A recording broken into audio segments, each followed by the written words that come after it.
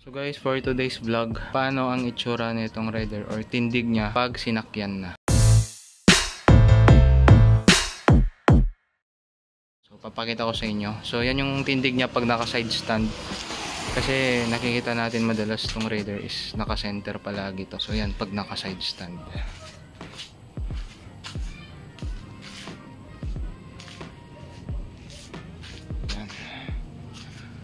So sasakyan ko to, hinda-drive ko, tignan natin kung paano itsura niya. Kasi tinaas na natin dito pinantay na natin.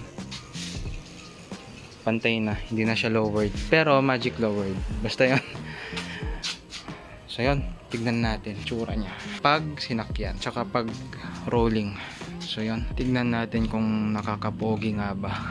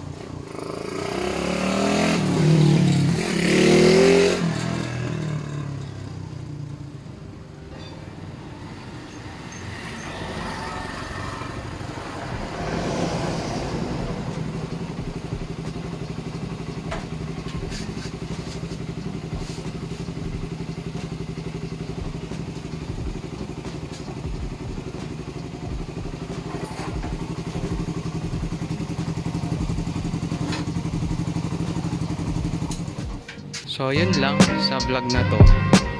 So yun yung tindig niya kapag nasakyan. Stock height din. Although nagpalit tayo ng stock shock sa likod ng YSS, pero same lang sila ng haba. So yun yung gulong niya 60-80 tapos 70-80 sa likod. Ang nagdala na lang siguro dito sa harap is yung Kalesa type na spoke. So yun. And short vlog lang to. So yun lang guys. Peace.